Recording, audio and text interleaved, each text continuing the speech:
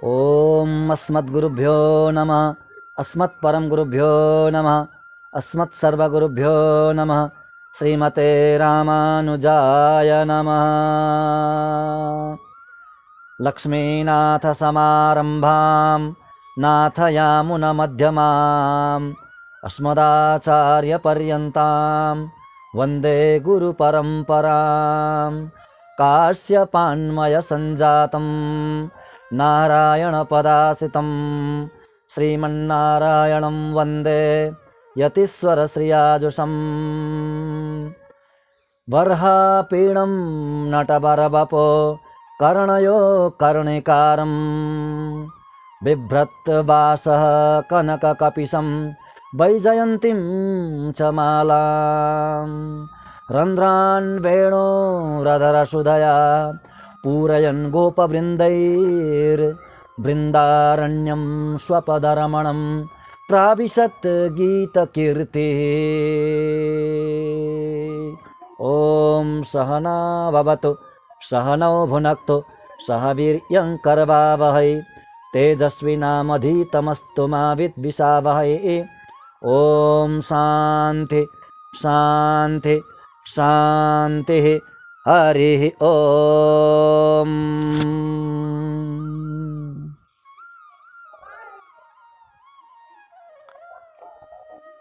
अखिल कोटि ब्रह्मांड नायक परात्पर अकारण करुणा वरुणालय भक्तवांछा कल्पतरु शरणागत वत्सल भक्तवत्सल परब्रह्म परमात्मा श्रीपति भगवान श्री लक्ष्मी नारायण श्री राधा सर्वेश्वर भगवान का असीम अनुकम्पाले हामी आजबाट नयाँ प्रसंग श्रवण गर्दैछौँ।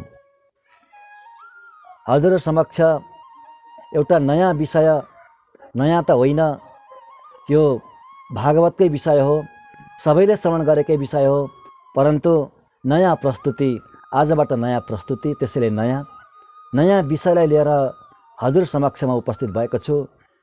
सबैलाई, भक्त भागवत वृन्दहरूलाई, धर्मानुरागी सज्जन वृन्दहरूलाई यो भगवत गुणानुवादमा हार्दिक स्वागत गर्दछु। जय श्रीमन्नारायण।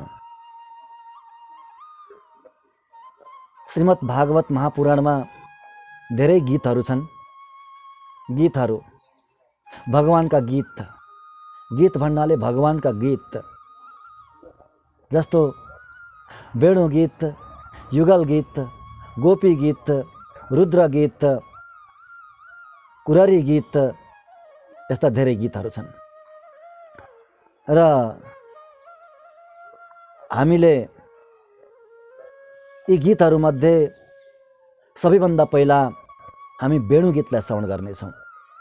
भगवानको अत्यन्तै पावन सङ्कल्पद्वारा, निर्हेतु कृपाद्वारा यो वेणु गीतलाई हामी श्लोक र यसको व्याख्या सहित श्रवण गर्नेछौँ। साह्रै दिव्य, साह्रै मधुर, के भन्ने। अब वेणु गीत, भगवानको वेणुको गीत।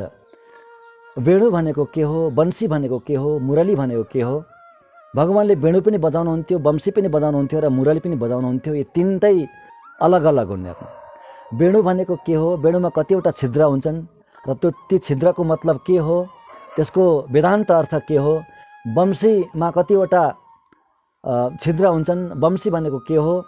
मुरलीमा कतिवटा छिद्र हुन्छन् र यी ती छिद्रहरूको मतलब के हो, वेदान्त अर्थ के हो, तिनीहरूको गम्भीर अर्थ के हो, त्यो हामी सबै श्रवण गर्नेछौँ।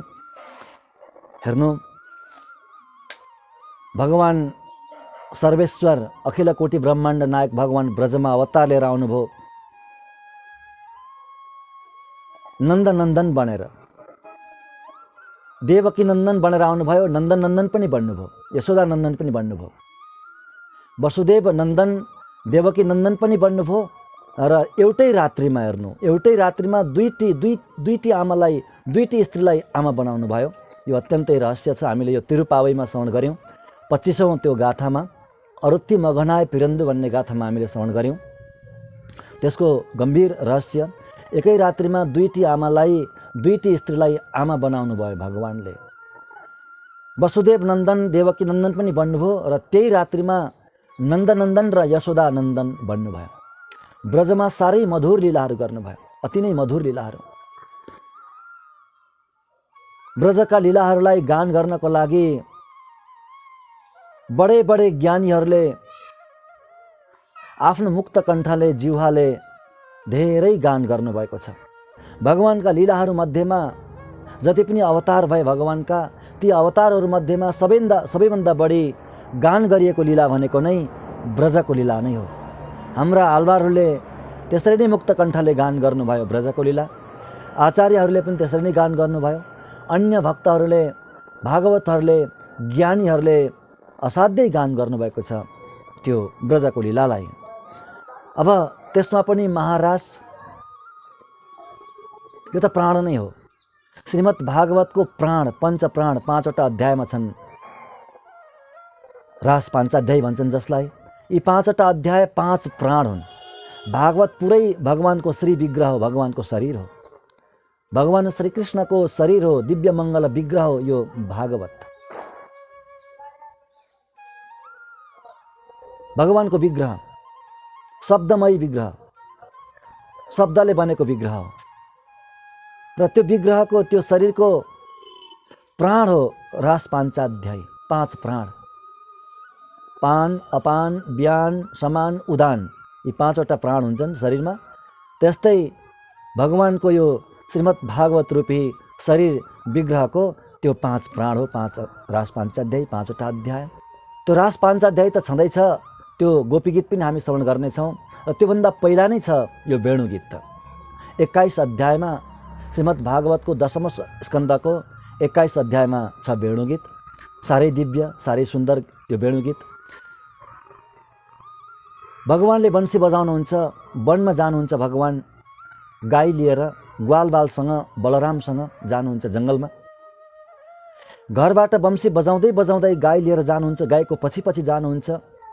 जङ्गलमा गएर पनि दिनभरि बन्सीको नाद नै छेड्नुहुन्छ भगवानले, बजाउनुहुन्छ बन्सी। त्यो बन्सीको नाद, वनमा भगवानले छेडेको बन्सीको नाद गोपीहरूको कानमा पर्छ। गोपीहरू अत्यन्तै व्याकुल हुन्छन्, विह्वल हुन्छन्, गोपीहरू विकल हुन्छन् भगवानको विरहले।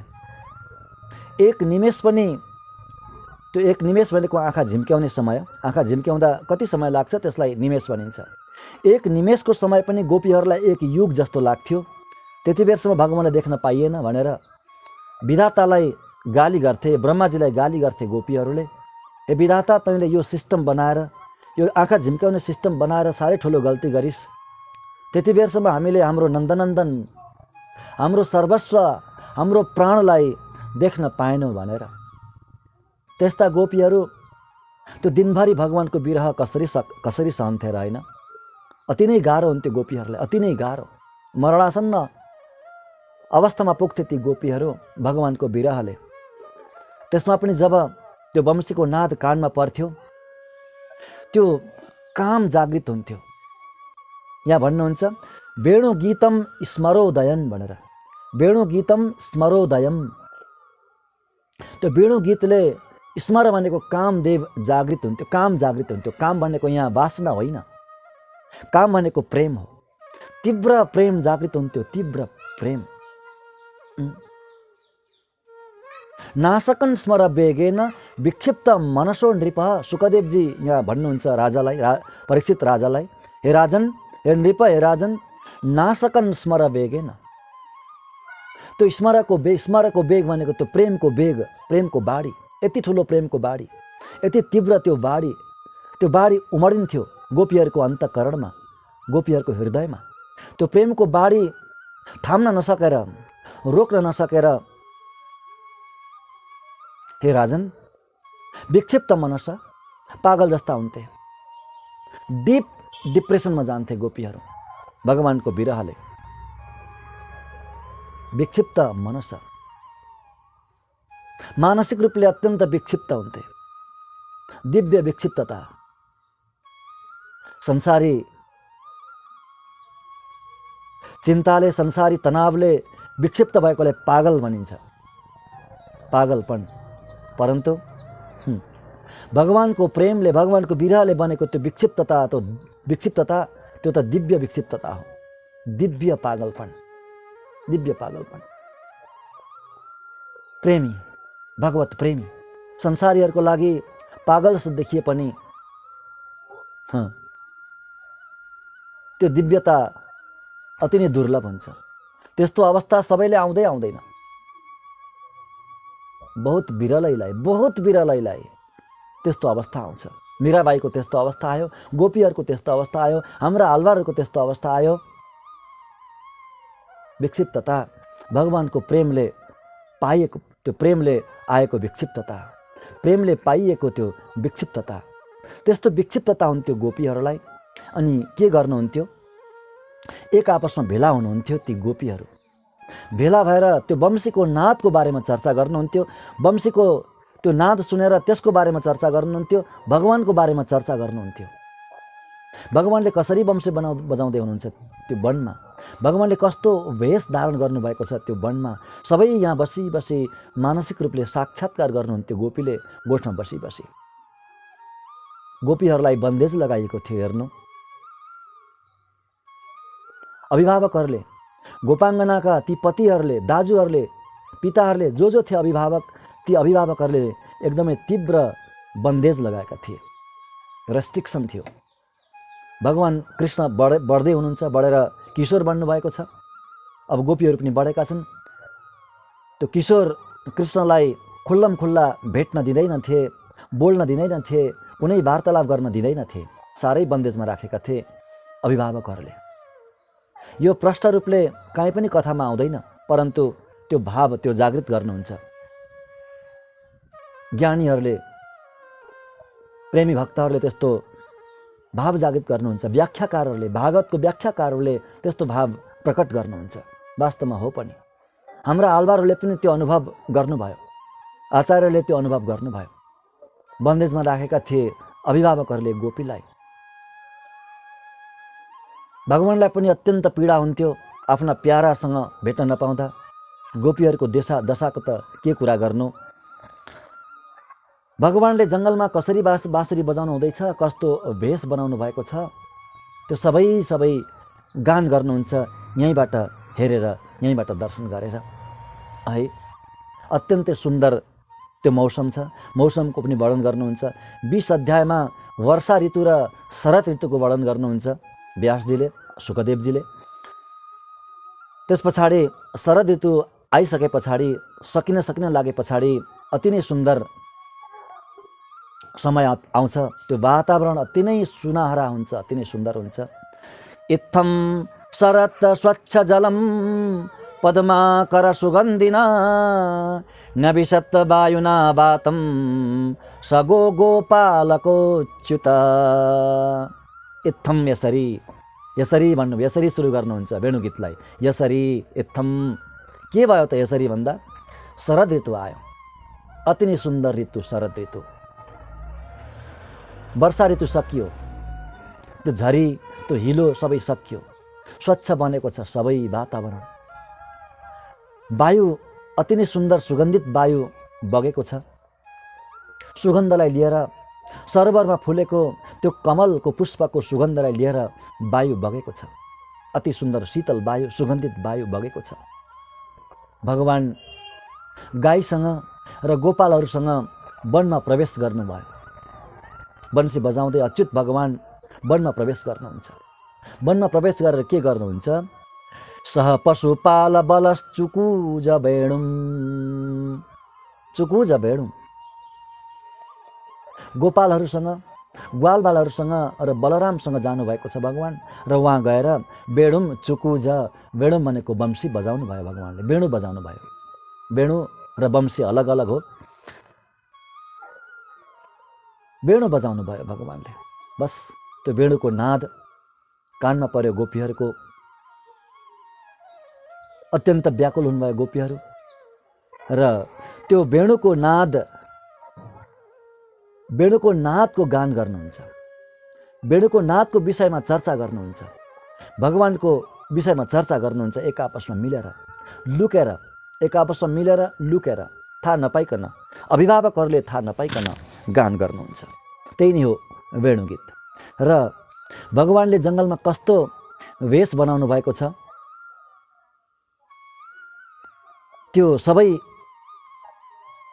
बसी बसी घरमै बसी बसी गोपीहरूले मानसिक रूपले साक्षात्कार गर्नुहुन्छ अनि त्यो गान गर्नुहुन्छ। भगवानले कस्तो वेश बनाएको छ, आहा।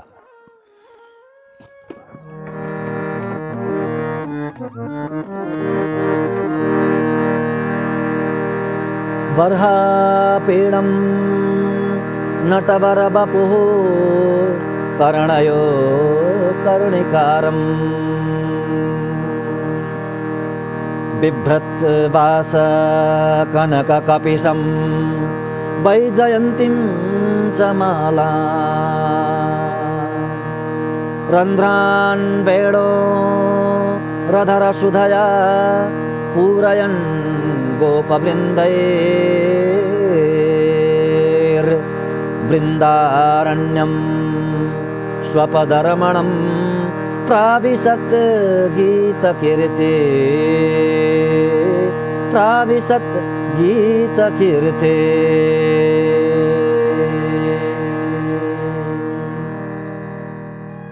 आउनुहोस्, भगवानको वेश गोपीले साक्षात्कार गर्नुभएको, मानसिक रूपले गोठमा बसी बसी साक्षात्कार गर्नुभएको भगवानको त्यो वेशको हामी चर्चा गरौँ।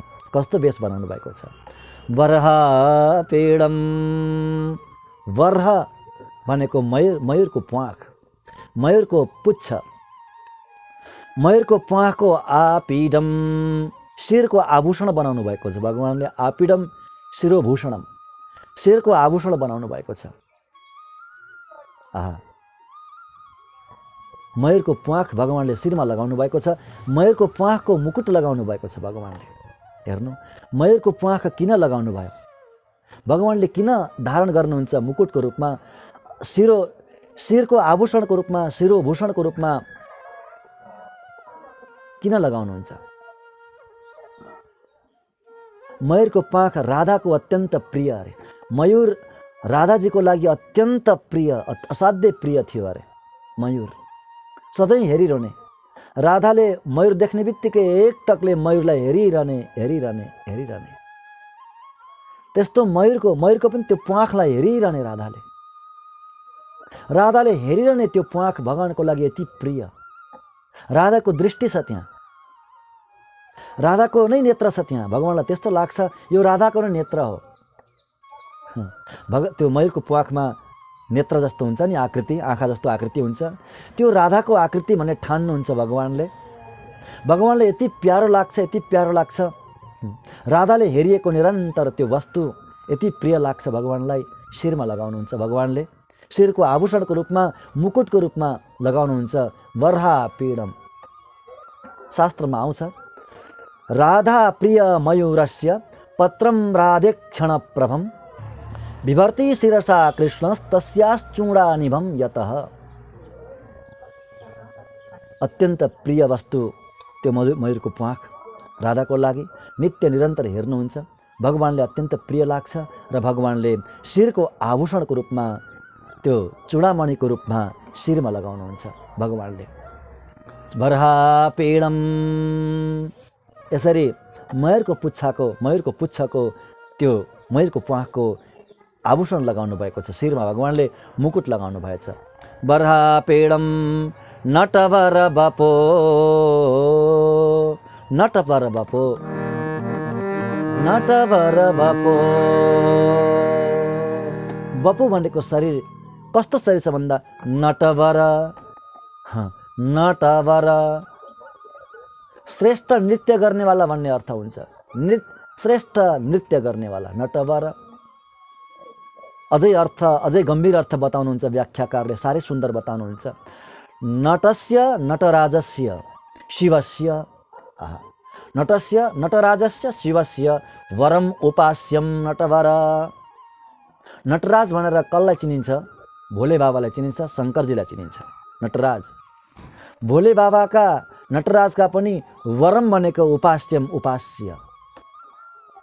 भोले बाबाका इष्टदेव, भोले बाबाका उपास्य आराध्य देव नटवर। त्यस्तो नटवर बपु, श्रेष्ठ नृत्य गर्न लागेको त्यस्तो शरीर बनाउनु भएको छ भगवानले। त्यो शरीर कस्तो छ? त्यो नृत्य गर्न लागेको शरीर कस्तो छ भन्दा शङ्करजीको उपास्य त्यो रूप हो। आहा, शङ्करजीको आराध्य रूप हो त्यो। नटवर बपो कर्णयो कर्णिकारम, कर्णयो भनेको दुवै कानमा, कर्णयो दुवै कानमा, कर्णिकारम कनेर नाम गरेको पुष्प सूर्यमुखी हेर्नु, सूर्यमुखी, सूर्यमुखीको पुष्प जस्तै त्यस्तै रङ भएको अथवा सूर्यमुखीकै त्यो पुष्पको आभूषण लगाउनु भएको छ, त्यसले श्रृङ्गार गर्नुभएको छ दुईटा कानलाई, कानमा पुष्प लगाउनु भएको छ, सूर्यमुखीको पुष्प लगाउनु भएको छ, कानमा झुन्ड्याउनु भएको छ। कर्णयो कर्णिकारम, अनि बिभ्रतवास कनक कपिशम, बिभ्रतवास कनक कपिशम, विभ्रत धारण गर्नुभएको छ, वास भनेको वस्त्र, वस्त्र धारण गर्नुभएको छ। कस्तो वस्त्र?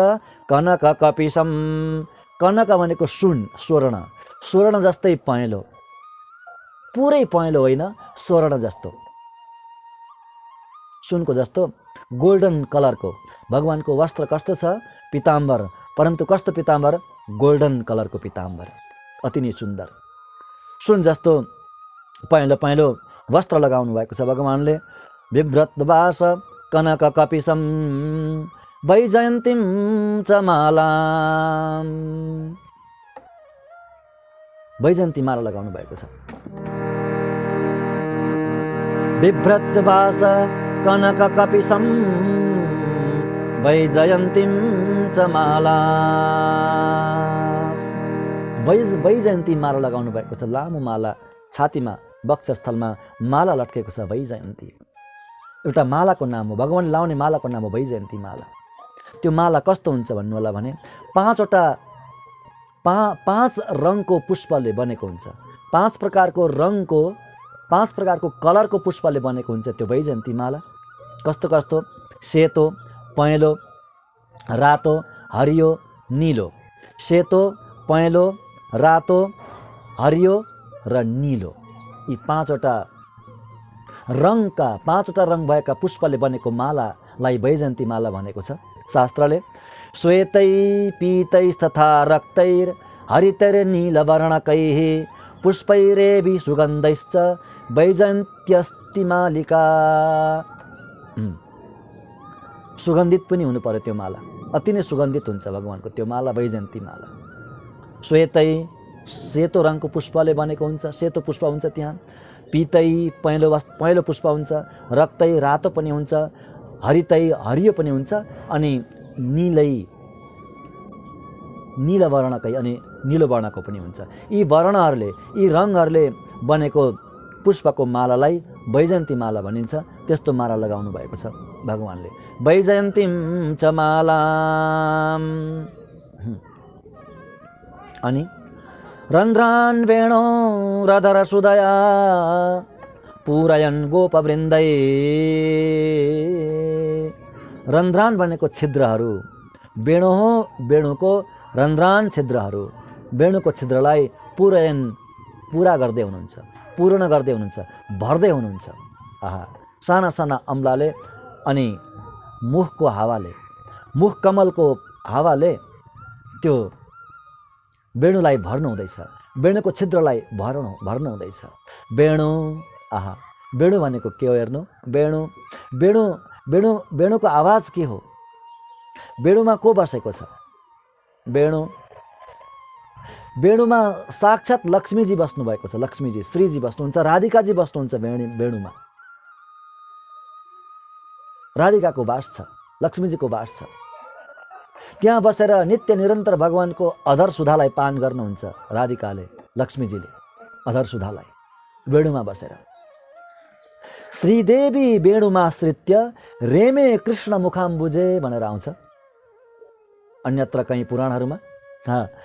श्रीदेवी वेणुमाश्रित्य रेमे कृष्ण मुखाम्बुजे, स्वयं श्रीदेवी राधिकाजी अथवा लक्ष्मीजी वेणुमा आश्रित्य, वेणुमा बसेर वेणुको आश्रय लिएर रेमे रमण गर्नुहुन्छ।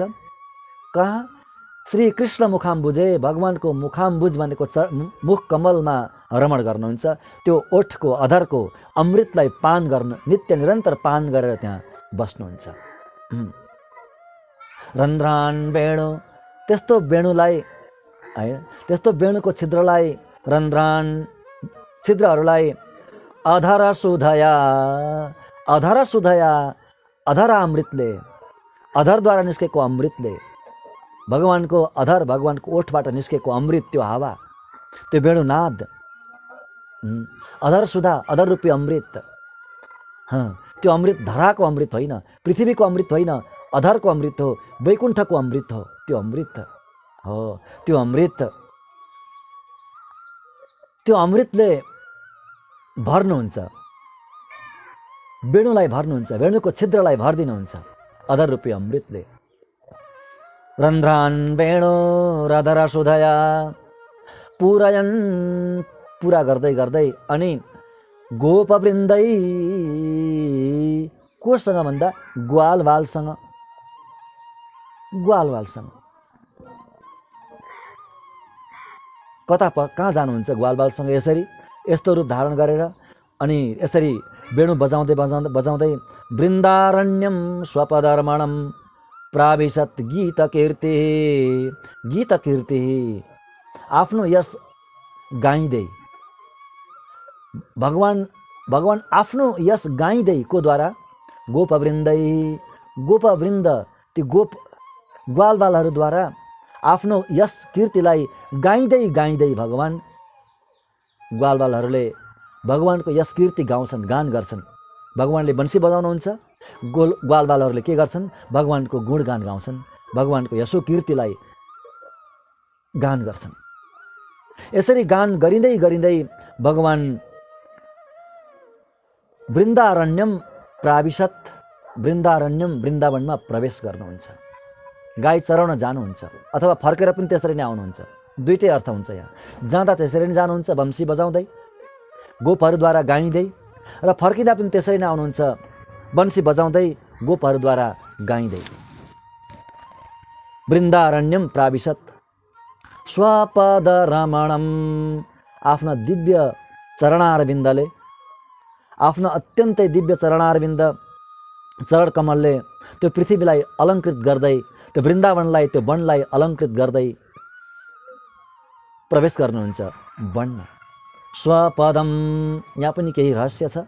स्वपदम, स्वपदम भनेको के हो? स्वपदम भनेको वैकुण्ठम, स्वपद भगवानको पद, स्वपदम आफ्नो पद, भगवानको आफ्नो पद भनेको परम पद हो, त्यो हो वैकुण्ठ। वैकुण्ठ जस्तै तद्वत् रमणम, स्वपद रमणम, आहा, वैकुण्ठवत् रमणम, स्वपद रमणम, वैकुण्ठ जस्तै रमणीय, अथवा त्योभन्दा पनि रमणीय, वैकुण्ठ भन्दा पनि रमणीय। भगवान अवतार लिएर आउनुभयो यहाँ, वैकुण्ठ नै आयो, वैकुण्ठ नै आयो, वैकुण्ठको वैभव सबै यहाँ आयो, परन्तु त्योभन्दा धेरै श्रेष्ठ बन्यो। किन? संसारमा अझै प्रकाशित भयो नि त। यो संसार हो, संसार मण्डलमा, पृथ्वीमा वैकुण्ठ आइसकेपछि त्यो वैकुण्ठ कति प्रकाशित होला, भगवानका गुणहरू कति प्रकाशित भए यहाँ। वैकुण्ठमा त भगवानका गुणहरू प्रकाशित हुँदैनन्, यहीँ प्रकाशित हुने हुन्। त्यसैले भगवान आफ्नो गुणले अत्यन्तै प्रकाशित हुनुभएको छ यहाँ वृन्दावनमा, र वृन्दावन पनि वैकुण्ठ रूपले यहाँ, वैकुण्ठ पनि वृन्दावनको रूपले यहाँ अवतार भएको छ, र यो पृथ्वीमा अझै श्रेष्ठ बनेको छ, अझै प्रकाशित बनेको छ। स्वपद रमणम, त्यस्तो वृन्दावनमा प्रवेश गर्नुभयो भगवान, प्राविशत, प्रवेश गर्नुभयो, जङ्गलमा जानुभयो, वनमा जानुभयो गाई लिएर यसरी, र आउँदा पनि यसरी नै आउनुहुन्छ। यसरी गोपीहरूले भगवानको त्यो भेष, भगवानले बनाएको त्यो भेषलाई साक्षात्कार गर्नुहुन्छ। मानसिक रूपले यहीँ बसी बसी, गोठमा घरमा बसी बसी त्यो बन्सीको नाद सुन्नुहुन्छ, सुनेर यसरी त्यो स्वरूपको गान गर्नुहुन्छ। इति वेणुरवं राजन् सर्वभूत मनोहर मनोहरम श्रुत्वा भजश्रिय सर्वा वर्णयन्त्यो भिरे भिरे। यसरी हे राजन, हे परीक्षित महाराज, यसरी बंशीको नाद, वेणुको नाद सुनेर गोपीहरूले, त्यो वेणुको नाद कस्तो भन्दा सर्वभूत मनोहरम, समस्त प्राणीको मनलाई हरण गर्नेवाला, प्राणीको, यहाँ अगाडि यो गीतमा आउँछ, वेणु गीतमा आउँछ, जङ्गलका ती हरिणहरूको मन कसरी हरण गर्नुभयो भगवान्ले वंशी त्यो नादद्वारा, वेणुको नादद्वारा। गाईहरूको मन कसरी हरण गर्नुहुन्थ्यो भगवान्ले, त्यो सबै बताउनुहुन्छ। सर्वभूत मनोहरम, समस्त प्राणीको मनलाई हरण गर्नेवाला त्यो वेणु रवम, वेणुको आवाजलाई सुनेर ब्रजश्रिय सर्वा ब्रजश्रिय, सबै ब्रजका स्त्रीहरूले एकट्ठा भएर, जम्मा भएर, गोठमै जम्मा भएर, आफ्नै घरमा जम्मा भएर वर्णयन्ती, वर्णन गर्नलाई सुरु गरे। वर्णन गर्नुहुन्छ त्यो गीत, त्यो वेणुको त्यो नादको गान गर्नुहुन्छ। र कसरी त्यो गान गर्नुहुन्छ हामी अगाडिबाट श्रवण गर्नेछौँ। यो अति नै मिठो छ, असाध्यै मिठो छ।